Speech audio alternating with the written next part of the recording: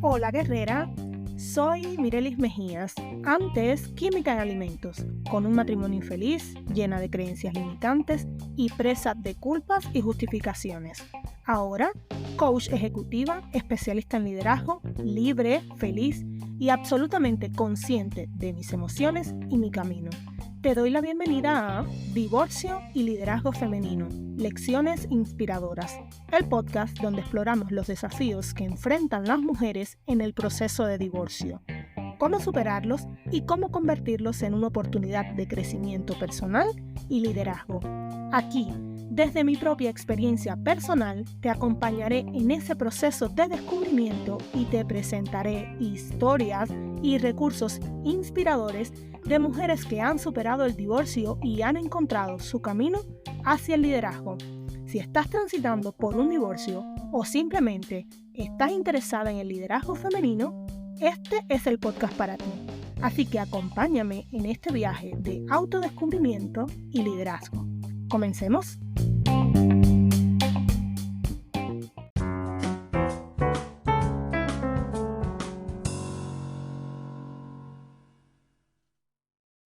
Hola, mis queridas guerreras.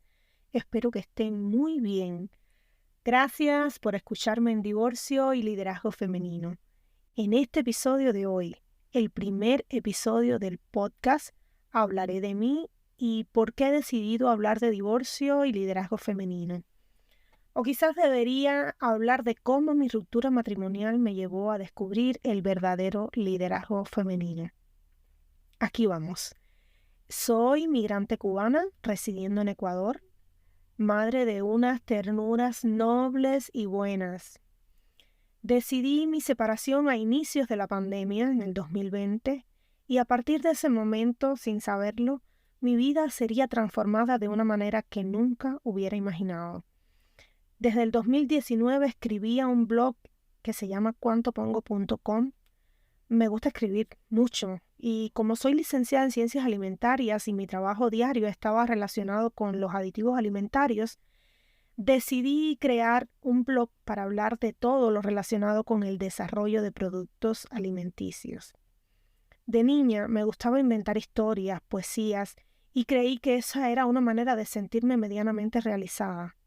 Pero en mi proceso de dolor y restauración personal, escuchaba podcasts, leía libros y trataba de ayudarme de alguna manera a sentirme mejor, de encontrar respuestas, evitar pensar y repensar todo.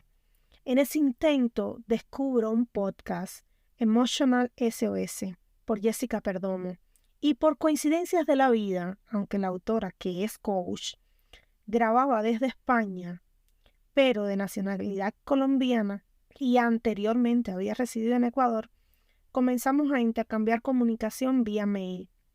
Luego nos conocimos personalmente y fue mi primer encuentro con el coaching. Unos meses después me estaba matriculando en una maestría en coaching directivo y liderazgo en OBS Business School con doble titulación de la Universidad de Barcelona. Recordé que me gustaba hablar con la gente y escuchar las historias de la gente. Sí, soy de las que se sienta en un bus y no puede evitar hablar con la persona de al lado. Es más, si no puedo hacerlo, mi cabeza comienza a imaginar una historia para esa persona. Lo hago a veces con vecinos que veo desde mi balcón. Me invento una historia y luego la relato como algo real. Nos reímos mucho mi pareja y yo con este tipo de cosas. Volviendo al coaching. Desde ese primer encuentro a mediados del 2021 supe que el coaching me daría las herramientas para desarrollar mi liderazgo y ayudarme a encontrar a esa niña apasionada y soñadora que un día fui. No lo estaba haciendo mal. Había dejado todo lo que muchas mujeres consideran como estabilidad y orden por incertidumbres, búsqueda constante y retos desgarradores. Pero me estaba costando mucho equilibrarme, definir qué y cómo quería hacerlo. Acababa de iniciar con mi negocio y no estaba yendo mal, pero seguía haciendo algo que no me producía pasión. Y en marzo del 2022 estaba poniendo todos mis ahorros y empeñando mi futuro inmediato y el de mis hijos en esos estudios. Sabía que ahí estaba también la oportunidad de ayudar a otras mujeres en procesos como el mío. Siempre me digo, si quieres hacer algo bien, hazlo con pasión. De hecho, muchas llegaron a mí por recomendaciones. Alguna amiga admirada de mi capacidad de superación, resiliencia y resistencia, le comentó a otra amiga y ésta, buscando apoyo emocional, terminaba escribiéndome y yo sin la menor idea de qué decir, cómo ayudar, solo servía de soporte, escuchaba y hacía las preguntas correctas, las mismas que me llevaron a mí a mis respuestas. Así llegó otra inspiración. Una profesora española, Lourdes Repiso, que había sido una gran periodista en medios televisivos y de radio en España y que en algún momento abandonó la fama y el éxito por seguir su instinto, su pasión. Ella venía a hablarme de liderazgo. Hubo un tema en particular que despertó mi atención, el liderazgo femenino. Y desde entonces comencé a ponerle nombre a esa transformación física y espiritual que había estado experimentando durante 2 años. Bueno, luego entendí que fue mucho más tiempo que esos 2 años, pero desde ahí lo marqué. Entonces vi materializado ese podcast, lo soñé, lo imaginé. Y hace unas semanas una gran amiga también tomó una difícil decisión. Me contó, la escuché y dije, no puedo esperar más. Tengo que comenzar a hablarle a otras y aquí estoy. Y también me gusta la música. La música me ayudó muchísimo. La poesía. Volví a escribir poesía luego de esa separación. Y me gusta el teatro. Alguna vez gané un premio de actuación femenina en una obra de Federico García Lorca. Yo creo que de alguna manera la obra me marcó. Se llama La casa de Bernarda Alba y estoy muy orgullosa de eso. Aunque no se haya publicado en ningún diario y no quedara registrado en ningún perfil de red social porque no existía en esa época, bueno, al menos en Cuba, pasó. Y tengo que decirlo, subí a un escenario, actué y recibí un premio. Me da mucha emoción. Me describo como una mujer de emociones intensas y adoro eso. Les contaré qué me llevó a separarme. En el año 2015 llegué a Ecuador con un niño de 4 años y muchos sueños y anhelos, pero segura, absolutamente segura de los retos que 3 años de distancia en mi relación matrimonial podrían atravesar. Y así fue. Luego vino mi segundo hijo y durante todo el embarazo sufrí depresión. Lo supe algunos años después. La depresión no me abandonó hasta el año 2020, donde luego de hacerme las mismas preguntas por muchos años, como ¿hasta cuándo voy a seguir con esto? ¿Cuándo me voy a divorciar? ¿O por qué sigo aquí? Inicié una guerra. Digo esto porque cada mujer que se hace estas preguntas y las respuestas se inclinan siempre a la decisión de separación, debe saber que está iniciando una guerra, que el día que declare lo que piensa y quiere hará detonar una bomba. No solo con su pareja, sino una guerra con ella misma, con todas las emociones y sentimientos que se han ocultado o no he dejado salir por años. Ruido. Estuve rodeada de ruido. Quería ese ruido. Era lo único que me hacía vivir. Amigos, familia y más familia, conocidos y no conocidos, hacían mucho ruido, pero mi ruido era más ensordecedor aún. El ruido de la culpa, de la ansiedad, de la vergüenza. Creía saber lo que tenía que hacer, pero en realidad estaba perdida. ¿Qué vas a hacer sola, en un país extraño, sin familia y a cargo de 2 niños pequeños? ¿Cómo vas a enfrentarte ante una sociedad que crucifica instintivamente a mujeres como tú, con etiquetas de fracaso, de irresponsabilidad, de egoísmo? ¿Quién va a quererte con 2 cargas que no son suyas?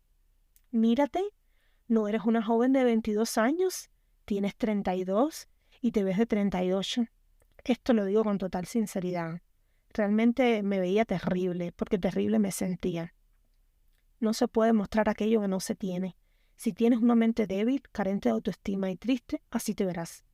Tu lenguaje no verbal gritará lo que quiere ocultar. En fin, tanto ruido, toda mi vida no me había permitido descubrirme, entenderme y escucharme. Un día, mientras leía a Isabel Allende en un bus, caí desmayada, en serio, desmayada. Y al despertar pensé, tengo que acabar con esto, me voy a morir. Cuando alguien les diga que está atravesando una situación así, que está deprimida, abrácenle fuerte, créanle. La depresión no es un mal día o una mala actitud, es un problema de salud serio y necesita más que una frase motivadora. Estén presentes. Yo no tenía a nadie. En los siguientes meses perdí más de 10 kilogramos. Me enfermé de paperas, gastritis, tenía insomnio y fotofobia.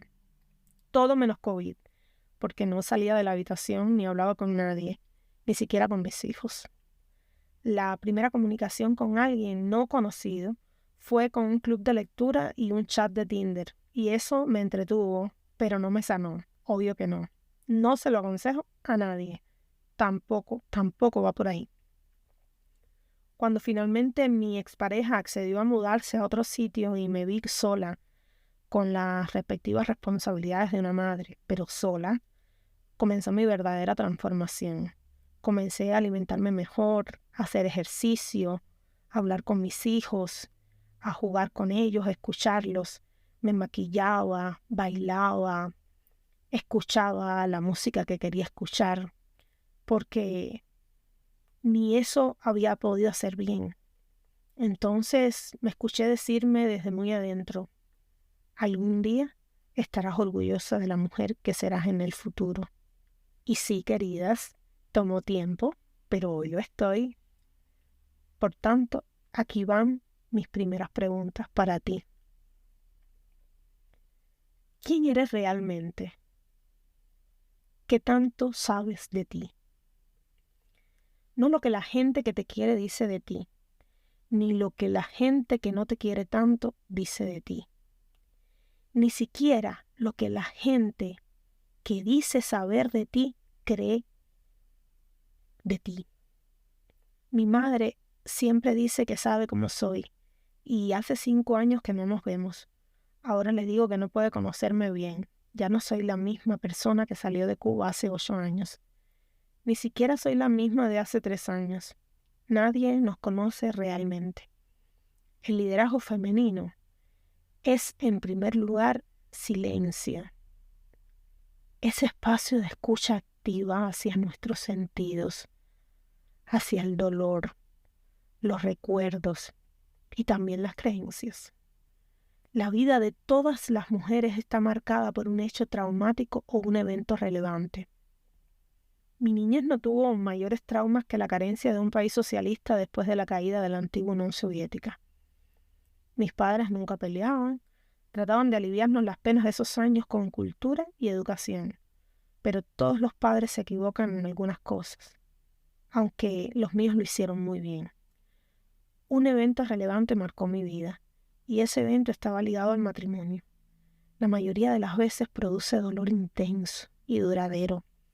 Y como hemos crecido con la idea de que el estándar, el ideal es la felicidad, sonreír, ser fuerte y mantener actitud positiva, pero no tenemos la menor idea de lo que eso significa, pues entonces hacemos lo que todo el mundo dice que tenemos que hacer, pero que nadie se cuestiona o discute. ¿Quién dijo que fuera así? ¿Dónde está escrito? Mediante el silencio comienzan a incomodar estas preguntas, estas cuestiones dentro de nosotras, y la incomodidad no produce otra cosa que cambio, transformación y movimiento. Para ponerles un ejemplo, cuando tienes una piedra en el zapato, esto se traduce en incomodidad. La cargas debajo del pie, la arrastras, la soportas por un rato, pero definitivamente tienes que sentarte luego, retirar el zapato, buscar la piedra y sacarla. Las 3 cosas: cambio, transformación, movimiento. Muchas mujeres cargan esa piedra, la dejan crecer dentro del zapato y permiten que progrese y se acumule dentro de ellas la rabia, la ira, el asco y la desilusión. Culpan a la piedra, pero no se dan cuenta de que la inactividad, la pereza emocional trajo consigo todo eso. Si dejamos acumular esos sentimientos dentro de nosotras, estaremos tejiendo un nido enorme de inconformidades y demandas no resueltas. Algunas de esas demandas darán como fruto separación, divorcio y fin. Pero ¿por qué alguien cargaría una piedra incómoda y molesta dentro de un zapato? Ya sé que estoy usando una metáfora, pero mírenlo así. Una vez alguien le dijo a alguien que te dijo a ti que la vida era con dolor, que a veces era necesario hacer algunos sacrificios por otros, que no siempre las cosas serían como tú querías o pensabas, entre otras cosas. Y aquí va mi siguiente pregunta. ¿A qué se refería exactamente? ¿Qué parte de la vida es con dolor? ¿Qué tipo de sacrificios son necesarios? ¿Qué cosas no pueden ser como yo quiero? Nadie se detuvo a cuestionarlo, y tal como la serpiente en el Edén, a Eva nos dijeron verdades que cada cual acomodó a su conveniencia y convirtió en su verdad. Y eso, una verdad condicionada, no es más que una creencia. Identificar, nombrar las creencias que dominaban mi vida y en las cuales había basado la mayoría de las decisiones relacionadas con el amor de pareja, fue el primer susurro después del silencio. Y por ahí siguió mi trabajo de transformación. Como niñas que fuimos, aprendimos o fuimos enseñadas a ser buenas si y solo si éramos obedientes, si hacíamos lo que mamá y papá decían que debían hacer las buenas esposas, las buenas madres, las buenas mujeres. Muchas niñas, no fue mi caso, vieron llorar a mamá y sintieron el temor de un agresor o la ausencia de un padre. Pero luego esa misma mamá se enorgullecía en público de su matrimonio, de su amor, de lo que había construido. Esas niñas crecieron viendo a esposos abusivos, psicópatas y narcisistas, creyendo que eso era el amor, que ese era el camino, y así lo enseñaron a otra niña y a otra, y a su vez a otra. Volviendo a la metáfora de la piedra en el zapato. ¿Quién puso la piedra ahí? La piedra siempre la ponemos nosotras. Nuestros ideales, nuestra tosudez y la mayoría de las veces el enmudecimiento o enmascaramiento ante una intuición. Todas aquellas que me están escuchando, las que vinieron de forma casual, pero que algunas cosas le están calzando, piensen. Recuerden ese día en que se preguntaron si debían continuar en esa relación, si debían dar un paso más, matrimonios, hijos, casa propia, proyectos. Eso se llama intuición. Yo la tuve. O lo que es peor, recuerden ese día en que alguien les recomendó que no lo hicieran, que no merecían eso. Reafirmación de la intuición. También la tuve. Alguna vez leí esta frase, no recuerdo dónde. Las mujeres aceptamos aquello que creemos merecer. Este es el principio de la anulación del liderazgo femenino. Aceptar, creer, merecer. La farsa elegante de la feminidad. Si buscan en un diccionario un sinónimo de aceptar, encontrarán las siguientes palabras: admitir, asumir, comprometerse. Y escuchen esta: obligarse. Sinónimo de creer, considerar una cosa como verdadera, de merecer, ser digno de. Nos pasamos la mayor parte de nuestra juventud obligándonos a considerar una cosa como verdadera y ser dignas de ella. Fue muy sano para mí liberar esas cargas, comenzar a cuestionarme qué verdad era una verdad para mí y no una creencia. Dejar de hablar de merecimiento y empezar a hablar de autoconocimiento y respeto. Dejar de aceptar, resignarme y comenzar a perseguir, a moverme, a hacer y provocar cambios.